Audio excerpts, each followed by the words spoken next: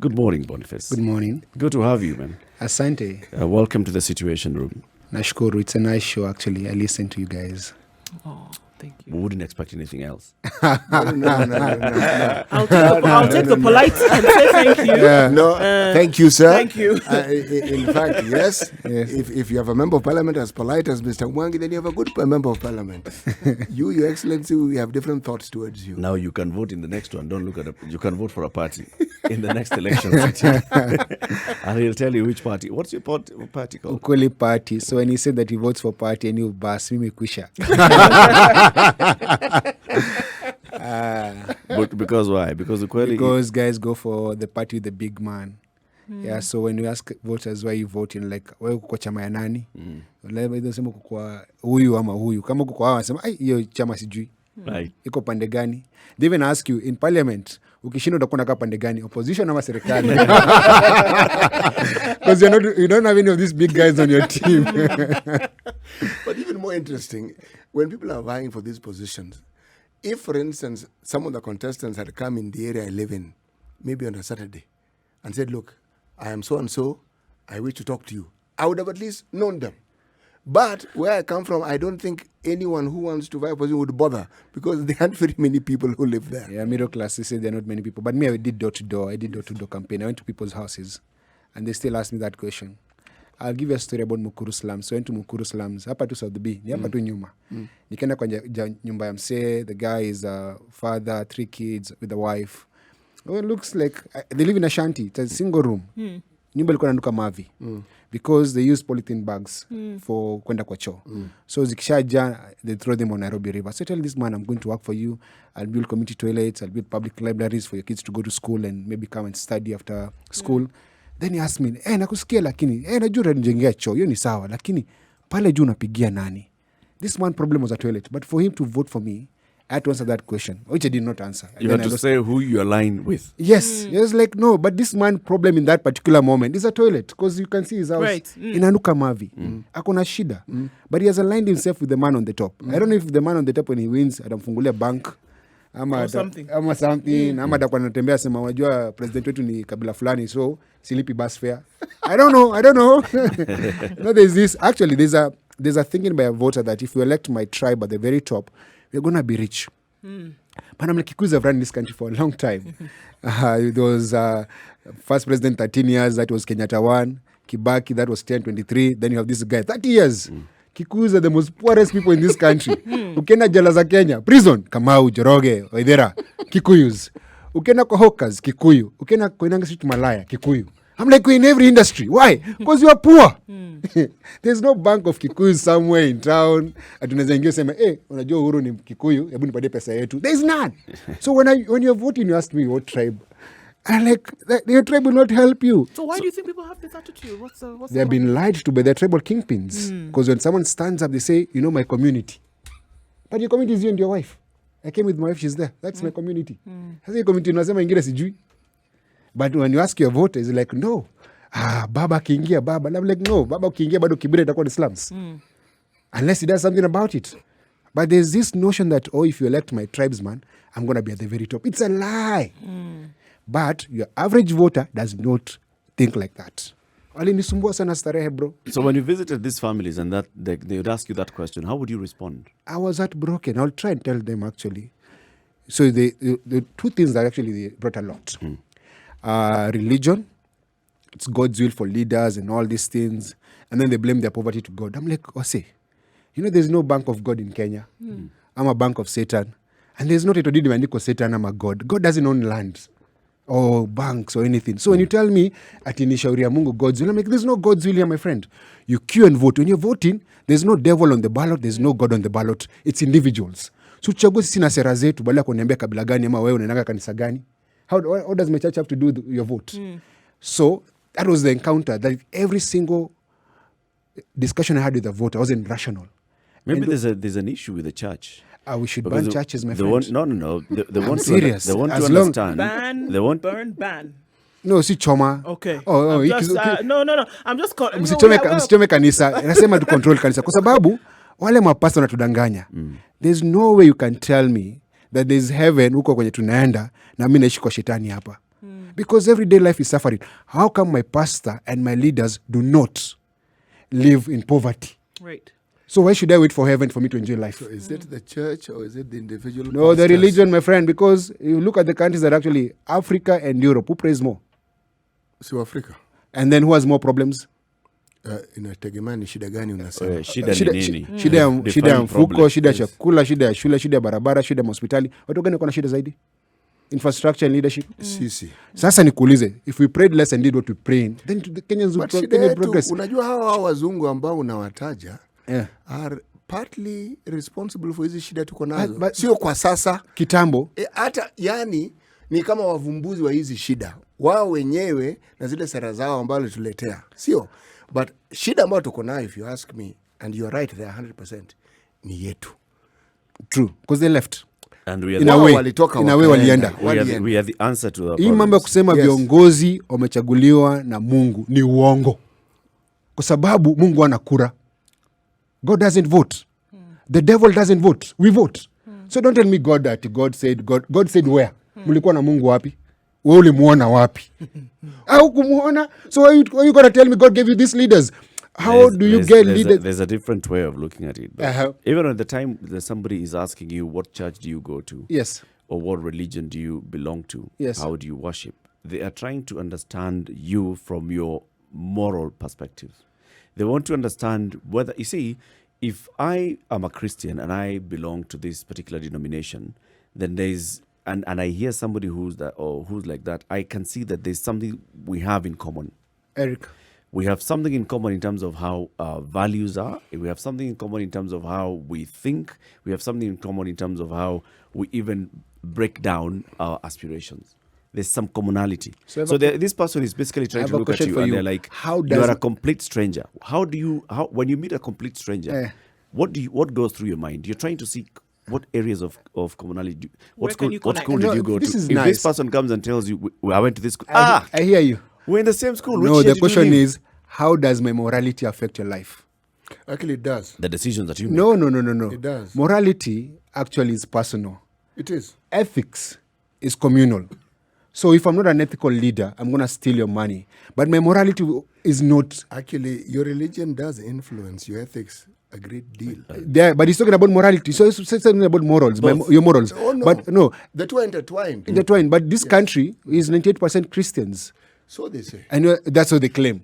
But we're the most corrupt country in this continent. So what does that mean? You mean we've overtaken some of the other Nigeria and the Yeah. Somalia. Yes, Tukoko, we are there. You guys are the ones Congratulations, actually. building railways to nowhere, COVID millionaires, stealing from the dead, selling our blood to Somalia.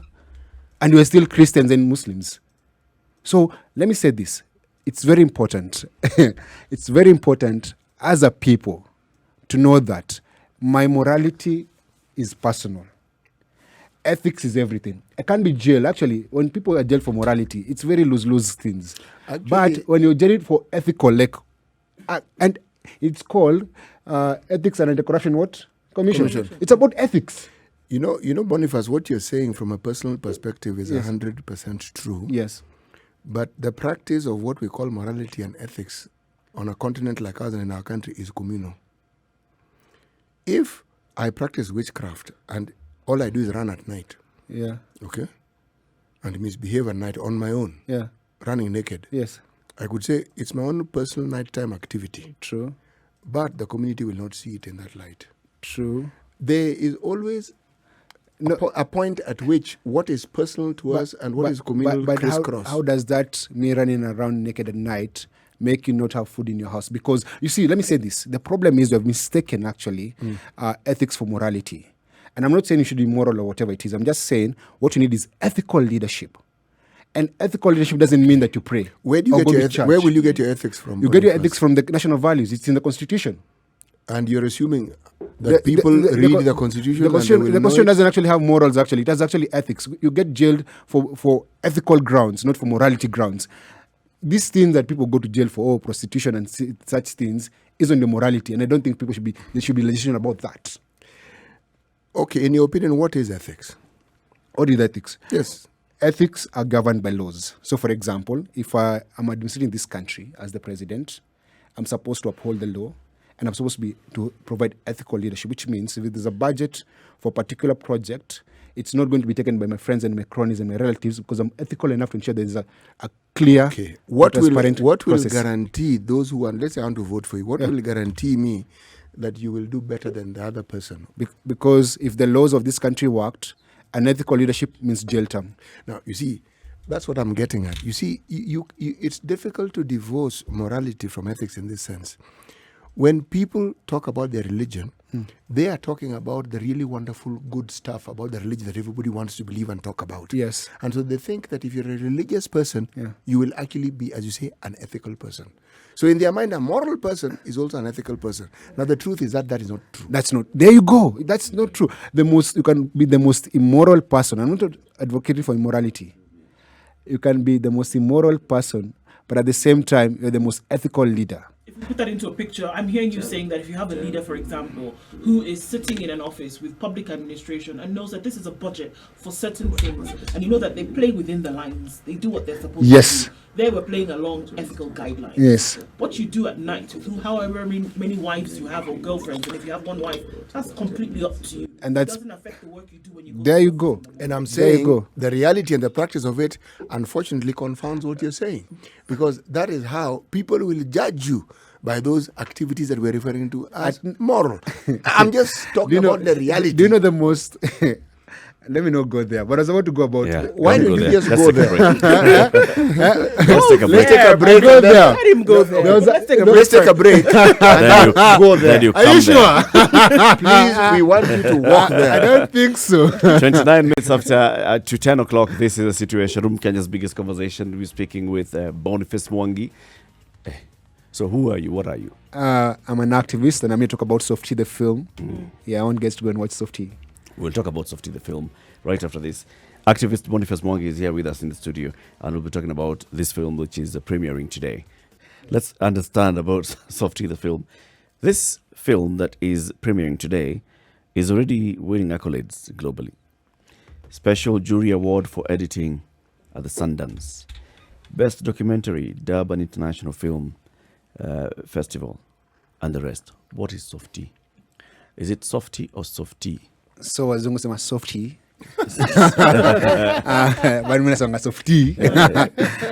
Softy is about it's a modern day Kenyan story about my family life. It's a love story between me and Njeri and the struggle. So it goes back to pre-colonial Kenya, how it became independent, and the struggle to liberate this country, and how that affects the life of the people who fought for this country and the life of activists. So normally when you interact with Kenyans, it's the 5 minutes, 10 minutes at a TV interview, radio interview, but there's a story behind of what really goes home in my house and in our family.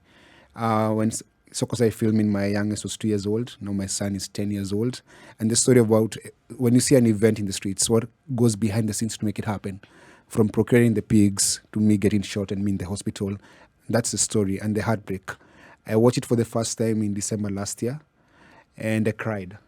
Because when it was being filmed, I was never there. I know my part because I was part of that. But this is the part of my kids and my kids growing up and what I missed.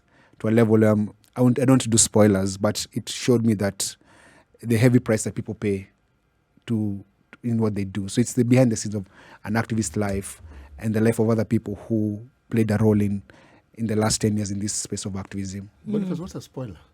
A spoiler means that if I say something, it's like I've watched the film. So I don't want to spoil for guys who want to go and watch the film. Yeah.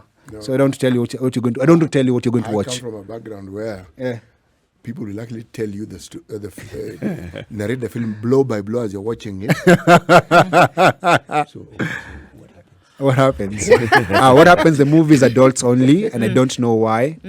And that's something you need to ask Ezekiel Mutua, because it's a story about Kenya. There's no fiction in the film. It's some of the things you're going to see in your 7 p.m. news of police beating people and shooting people. Right.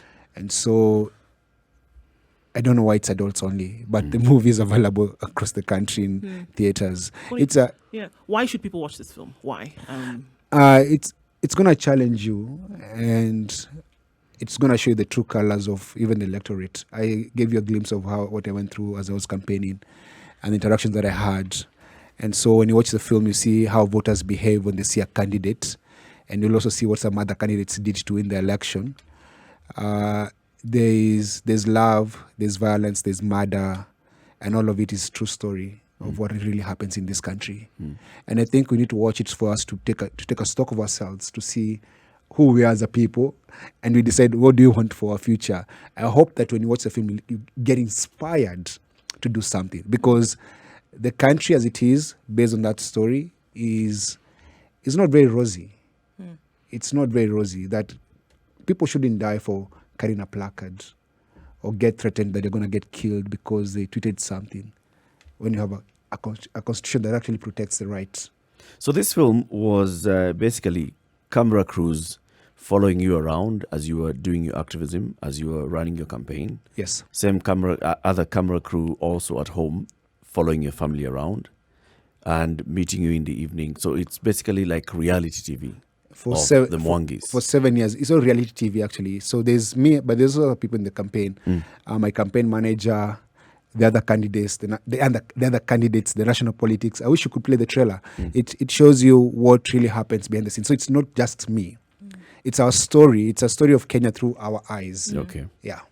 As a media person, because that's where you started off, huh? Yes. Would you say that you had the idea of the film in mind, or were you just going through what you knew to be good journalism, documenting what was happening, and then the idea of the film came about? Which was before the other? So it was actually from the word go when I met Sam Soko. We were meant to do an activism manual for like 10-20 minutes.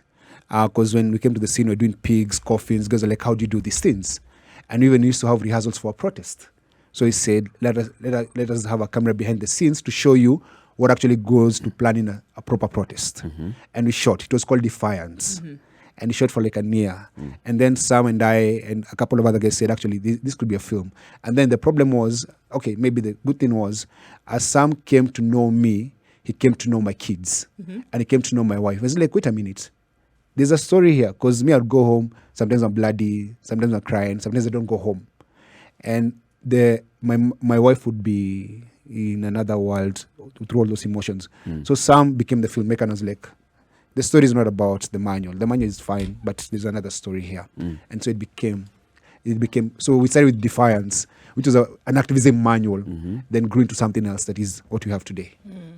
Boniface, what made you feel that you needed to be active in the things that happen in this country, in the lives of other Kenyans, and in speaking out about the things that you felt were not probably being spoken about adequately? What made you get to this stage where you actually put your life on the line? So I was vocal in the beginning when I began my journey as an activist. Not even that. As a young man, I was a very vocal person. But along the way, I lost my voice because I was told by my mother, if you continue talking like this, you're going to lose your life. I got expelled from school. It was too much trouble. So I became quiet and I became a coward. And then I got a job at the Standard right here. I worked here. And now every single day I'll be sent to cover assignments by my editor, and I'll go take pictures. They'll be published, but there's nothing happens about it. And I felt it wasn't enough. But my biggest turning point was 2007 post-election violence. So seeing the violence, documenting the violence, and seeing what really happened, then coming back to the same newsroom, this one, and seeing that after we had covered the violence and everything, then the country moved on. The guys who were fighting were now drinking tea together. And I was like, there's a problem here. And my job was to cover the guys who allegedly sponsored the violence. I'm like, it doesn't sit well with me. And so I quit my job. And I thought I could help guys organize. So the first thing that I did when I quit working here, I started showing the pictures in the streets of the violence. I was trying to do public education. I'm like, you guys fought. But the last photo is of these guys shaking hands, having a cup of tea. Don't you think there's a problem? Because in between, there are many people who died, many people were displaced, but none of their daughters were raped. And none of them lost a loved one. But you guys fought for these guys, but now they're in the same party drinking tea. And I began that. And then it was, people saw the pictures, but they still went back and voted for the same characters. Right. I'm like, I thought maybe they voted for these characters because they don't have an option. They say, watch out, and then what can you reject? Did what you saw in the country or, around you, did that make you an activist, or were you born one? Was I born one? I think was I born one? That's a hard question. People would say problematic, or they say nowadays, because I grew up in approved school. And I got the name Softy in approved school because when I went to approved school, the school had people who had raped, murdered, but they were minors, so they were jailed there. It's like a Boston institution. Right. But for me, I was picked up because I refused to go to school. So I was thrown in there with all these hardcore guys. So they call me Softy because among all of them, You have no cred. I have no credibility. I had no street cred. So did it become? But I think getting exposed to violence and seeing what really happened, I think awakened something inside of me. Right. And I became who I am. Am I fearless? Sometimes I'm not fearless. I am afraid. You know, when you think of what you have done and what you have determined to do, you've made a statement that I would like us to look at. You said the voter rejected you. Yes. Maybe it wasn't rejection. Yeah. No.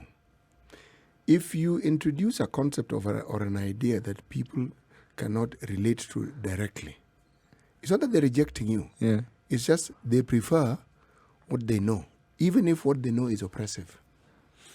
So perhaps, even when you talk about activism, there is the issue of how do you make this activism resonate with the people that you are talking to? How do you get this thing which you feel and understand? Yeah.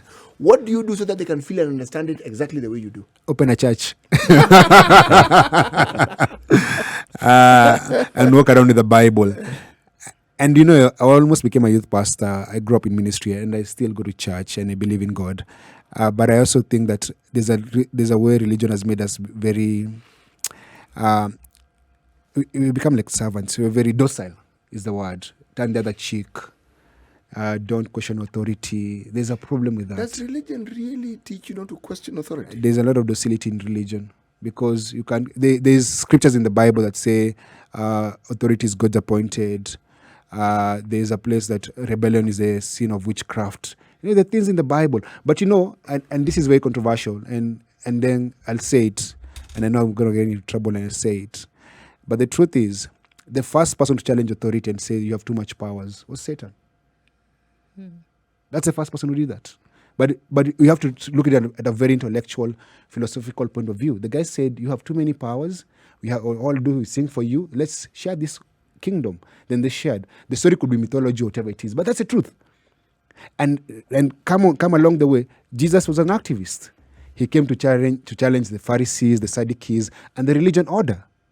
He was an activist. John the Baptist was an activist. Moses was an activist. He killed an Egyptian, then challenged Pharaoh. He killed two Egyptians. Two Egyptians. You see, so chronologically, if you read the Bible, actually, there's a place for rebellion and resistance. The problem is, the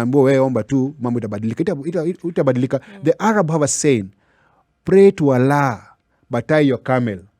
There's a role you must play in getting change.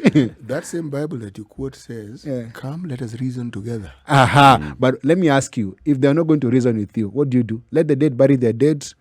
Keep on. You see, one of the beautiful things about the Bible or religious books is that people will choose scripture that favors them. Yes. But if they read it in totality and understand it, there is hardly any religious book that is not liberating, which actually, the very things that we talk about in our Constitution, the very things we talk about even in the American Constitution, what do you think their greatest influencer was? It wasn't their thinking. It was the Bible. Yes. Religious text. Yeah. Essentially, that's primarily what it was, because it clearly talked about human rights. Yeah. Without necessarily calling it human rights. It talked about individual rights, not necessarily calling it individual rights. True. You remember the tax collector? What was his name? Zacchaeus. He said, I'll return what I've stolen 70 times 77. 7 times 7. No. Him, he did 4.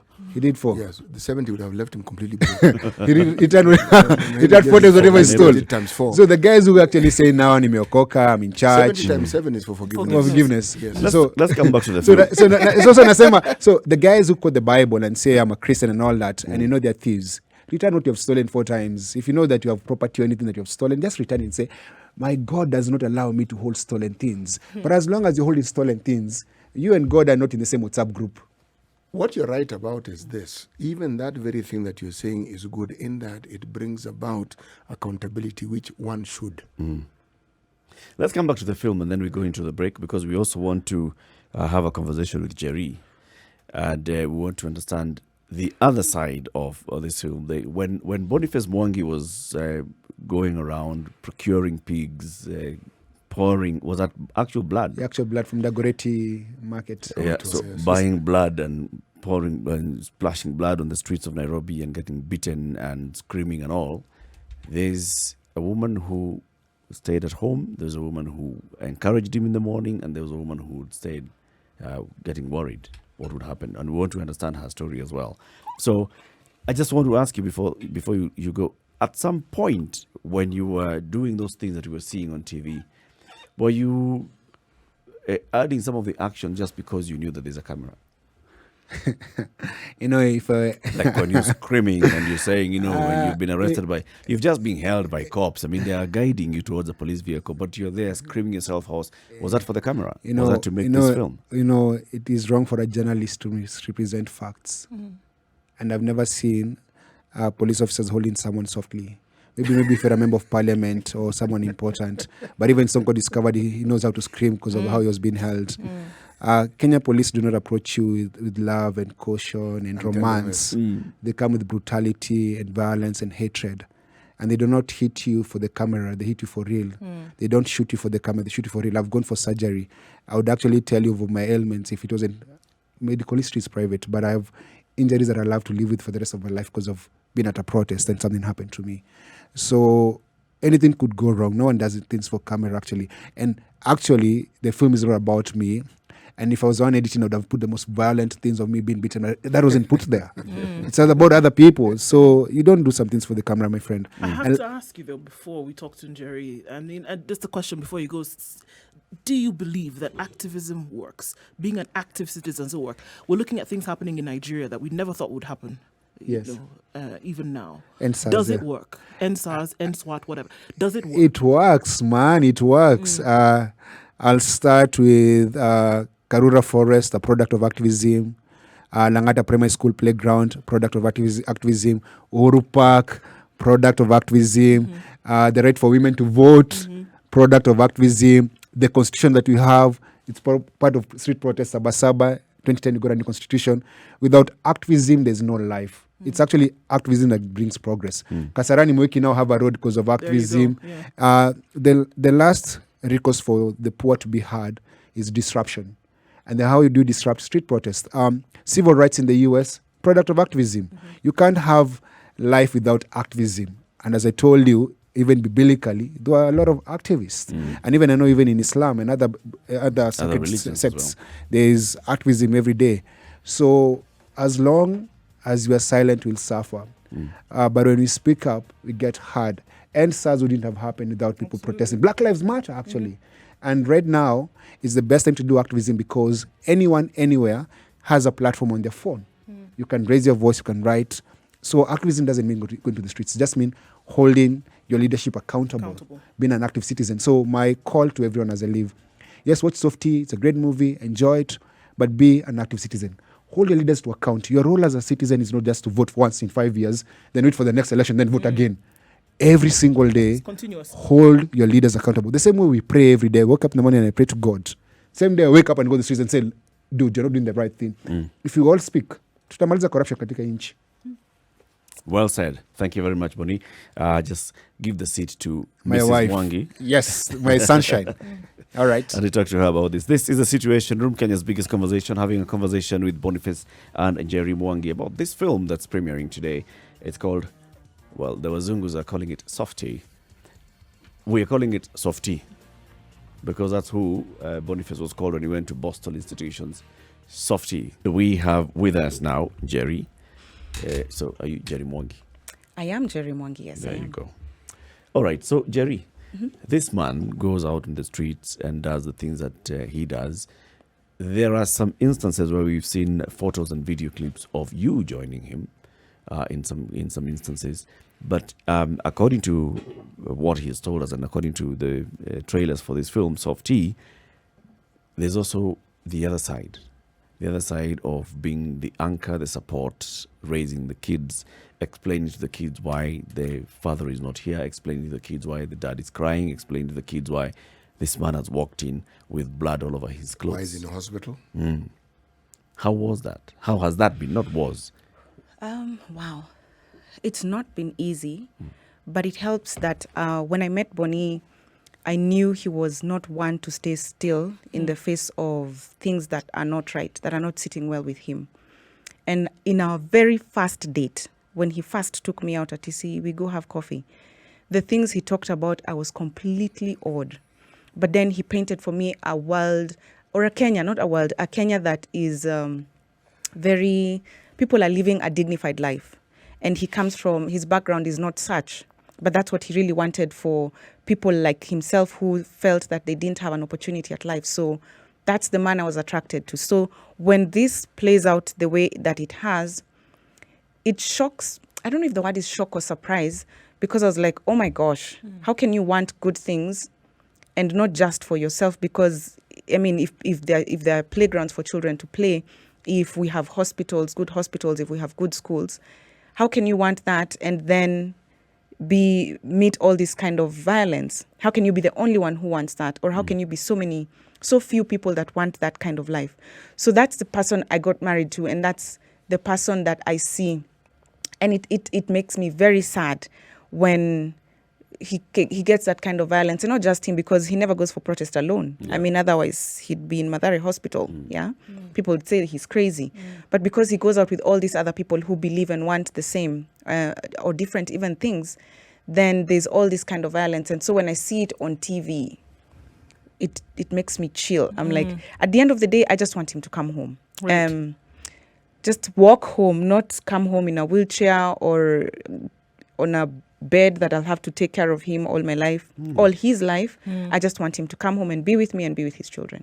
People must have told you that you were absolutely crazy to stick around with somebody who was doing things like this. What were your answers? They still do. I'm sure. What would your answers be, really? That you have somebody who's putting himself in harm's way. What would your answers be? I am crazy. He is crazy. But we are crazy because we want better. And if that makes us crazy, then yes. I also know that we are not the only crazy people. And if wanting, you know the way they say, if loving you is a crime, then I want to jail me forever. Right. If loving you is I don't wrong. want to be right. Yes. Yeah. So if wanting better for this country is crazy, then I want to be crazy all my life. Essentially, you're kindred spirits. You could say that, yes. We are. So we are at the moment talking to a revolutionary, are we? Yes, we are. I guess we are. How would you describe your brand of revolution? I think as a woman, and what this film also does is that you don't see what we do. You don't see the price we pay. You don't see the sacrifices that are made. And when you see this man, you see him as if he stands by himself. He does wash himself, but he cooks. There's somebody, or there are people at home that cook for him, that make sure his clothes are clean, that make sure he has a clean home to come to, that his children are well taken care of. That listen to him. Support him. That support him. So, but you do not see what it takes for us to be in that space. And for me, what this film does is that it humanizes this man that you see, that you call fearless and courageous and all that. Yes, he is, and no, he's not. By the time he's leaving the house, we've had, breathing. We've held and said, yes. we can do this, we can do this. Yeah. So it's a bit of both. And being courageous is not the absence of fear. Yeah. No. It's that you go out and still do, even if you're still afraid. Yeah. You must do all those things. So where can we get to watch this film? Akiungeuliza Boni hiyo swali, has all those details. Boni can bring them to me. It's currently premiering today at Prestige Cinema, but today is sold out. And then it's going to be at Prestige for the next couple of weeks. It's at Parkland's Anga Cinema from tomorrow. I think from tomorrow. Boni, please say that. So you can watch the film at Unseen Nairobi in Center. You can also watch the film at Diamond Plaza. Anga Film. You can watch the movie in Eldoret. And from tomorrow at Prestige. Today, Prestige is sold out. Right. Thank you. All right. So as we conclude the week's conversation, Njeri, talk to other, not wives, but other female activists, those who have decided to come out and speak and those who speak behind closed doors, those who feel the agitation, what would you tell them? You matter. You matter, and your contribution is not unnoticed. And for me, seeing me, I hope when you see the film, you see yourself. And it validates you and makes you know that you're doing something that is important, that makes a difference. Just because you're home or just because you're not being seen the way we have not been seen does not mean that you're not doing something important. And even those who are seen and have also put their lives out there, your work does not go unnoticed. And for Kenyans, I think I want us all to know that there's a price that has to be paid. The luxuries and comforts that we enjoy, people fought for these freedoms. And we must protect them, we must guard them, but we also must protect those people that fight for them. And what that means is that when we need to fight for something, don't let us come out by ourselves. Don't let us bring our entire families to fight for you as you sit back there and say, oh, manze walitiagasiwa, oh, manze wameshikwa. Don't be those people. Stand up and be counted for something, and not later, now. Right. Now is when it matters. The urgency is now. Thank you very much. I mean, you couldn't have put it any better. I think even Boni could not have put it that way. Thank you, Eric. Asante sana for joining us today, Boniface and Njeri Mwangi, and we will be going to watch this movie, Softy. Please do. In Eric, all would the we places. ask them to come and talk to us again later? I think it's absolutely But necessary. this conversation in Wait. my mind has only just begun. This Really, conversation has just begun. Yes, there's so much I would have wanted us to talk about, but time being what it is. Yeah. So you guys, I'd be happy to come back. please. Yeah. Yeah. Super. Very good. Thank you. Thank We you. have a lot to talk about. Thank you very much for tuning into the Situation Room this week. Join us again next week, Monday to Friday, 6 a.m. to 10 a.m.